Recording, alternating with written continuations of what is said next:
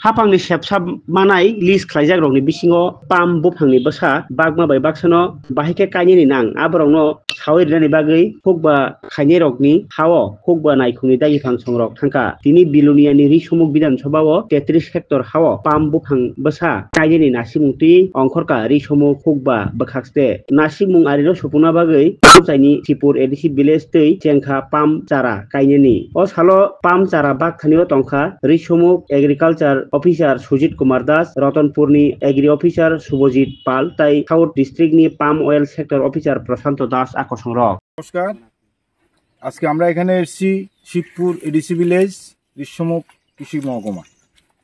এখানে আমাদের যে বিএসসি চেয়ারম্যান স্যার আছেন, ওনার বিশেষ কারণে উপস্থিত হতে পারেননি, উনি আসার কথা ছিল। এখানে এই শিবপুর ভিলেজে আমরা এই বছর 15 হেক্টর পাম অয়েল প্লান্টেশনের আমরা টার্গেট করেছি এবং পুরা রিসমুখে আমার এই বছরের টার্গেট আমি নিয়েছি 33 হেক্টর। তো তার মধ্যে আজকে থেকে আমাদের প্লান্টেশন শুরু হয়েছে শিবপুর এডিসি ভিলেজ দিয়ে। এখানে আমার সঙ্গে আছেন আমার সেক্টর অফিসার, সঙ্গে আছেন পতঞ্জলির যিনি এরিয়া যিনি দেখছেন, ওনারা সবাই আছেন। এবং এই কাজে সবচেয়ে প্রথমে যেটা সহযোগিতা পেয়েছি আমাদের বিএসসি চেয়ারম্যানের কাছ থেকে। উনি এই যে এলাকার যে কৃষকরা আছেন ওনাদেরকে ওনাদের লিস্ট তৈরি করে দিয়েছেন। সেকেন্ডলি এটা পতঞ্জলির তরফ থেকে ওনারা লেআউট করে দিয়েছেন, পিট ডিগিং কীভাবে করবে ওটা বিস্তারিতভাবে ওনাদের হাতে কলমে করিয়ে দিয়েছেন।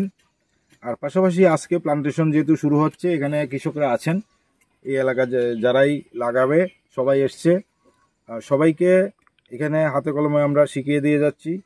এবং যেখানেই লাগানো হবে প্রত্যেক এলাকাতে আমরা যাব, আমার সেক্টর অফিসার বিএলডব্লিউ ওনারা যাবেন। আমি আশা করছি এই বছর আমাদের যে 33 হেক্টর টার্গেট, এটা এক্সিড করার আমি চেষ্টা করব। তো সেই ক্ষেত্রে সবার সহযোগিতা আমি চাই। তো অতটুকুই আজকের নমস্কার সবাইকে। এটা যদি সব কিছু ম্যানেজমেন্ট প্র্যাকটিস যদি সঠিক থাকে তাহলে 4 বছর থেকে ফল আসার কথা, ঠিক আছে? তো সেই জায়গাতে যদি আমার কৃষকরা সঠিকভাবে সব কাজ করতে পারে, যেমন সার দেওয়া, অন্যান্য পরিচর্যা সঠিকভাবে করতে পারে, তাহলে আশা করছি 4 বছরের মধ্যেই ফল পাবে। এছাড়া এগুলো বিক্রির ব্যাপারে কোনো চিন্তা নেই, কারণ পতঞ্জলির তরফ থেকে ওনারা প্রসেসিং ইউনিট অলরেডি জায়গা রেডি করে রেখেছেন। গোদরেজ কোম্পানি নালকাটাতে জায়গা রেডি করে রেখেছেন, ত্রিপুরাতে দুটোই আমাদের প্রসেসিং ইউনিট হচ্ছে, শুধু প্রোডাকশান হওয়ার অপেক্ষা। এটার জন্য কোনো অসুবিধা নেই। এছাড়া সেন্ট্রাল গভর্নমেন্ট এমএসপি করে দিয়েছে যে কত রেট হবে, এটা রেট ধার্য করে দিয়েছে 4 বছর পরে। আশা করি এখন বোধহয় 20 টাকা আছে, 4 বছর পরে আরও বাড়বে রেট। নাম হচ্ছে ধর্মসেন ত্রিপুরা, শিবপুর এডিসি ভিলেজ দনচন্দ্র পাড়া। আমরা অতিরিক্ত সরকারি গভর্নমেন্ট থেকে আমরা সাহায্য করি। এই বছর 2025-এর মধ্যে আমরা সাহায্য করার লাগে আমরা চারা গভর্নমেন্ট থেকে আমরা চারা পেয়েছি। চারাটা আমরা 1 হেক্টরে 145টা চারা পেয়েছি। এখন আমরা বর্তমানে চারাটা লাগাইতেছি। কি চারা? পাম অয়েল চারাটা। পাম অয়েল চারাটা আমরা বর্তমানে লাগাইয়া ভবিষ্যতে আমরা যদি ইনকাম শুরু যদি ঠিক যদি সঠিক যদি গভর্নমেন্ট আমরা সাহায্য করে বা সার ওষুধ যদি ঠিক আমরা প্রয়োগ করে যদি সঠিকভাবে আমরা চারাটা আমরা পাম অয়েল চারাটা মানুষ করি, যদি ভবিষ্যতে আমরা যদি বাঁচতে বা সংসারে ভালোভাবে সংসারে উন্নয়নকরণ যায়, তবে সবাই আমরা এই দনচন্দ্র ওয়ার্ডের আমরা জন পিসারিরা আছে, আমরা 6-7 জন আছে আমরা গ্রুপে। সবাই আমরা যেরকম চারা পেয়েছি তানেরও মানে এইভাবে চারাটা ভালোভাবে চারাটা প্রচুর ভালো করি, উন্নয়ন করি, চারাটা মানুষ করি, তানেও ভবিষ্যতে লাভ করতে পারি।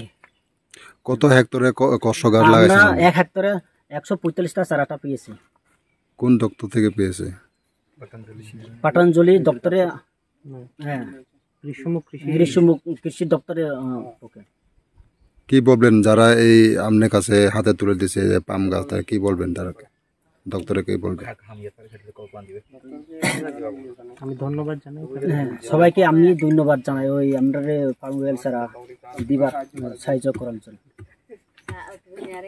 কি আশা প্রত্যাশা রাখছে আপনি এই পাম চারা লাগিয়ে ভবিষ্যতে আপনার? ভবিষ্যতে আমরা মানে ওই ভবিষ্যতে চারাটা লাগাইয়া পাম ওয়েল চারাটা বিক্রি করি, যদি সঠিকভাবে বিক্রি করি তবে সংসারে ভালো করি বা উন্নয়ন লেখাপড়া শিক্ষা দিকে বা ফলাফলের সেই যে উন্নয়ন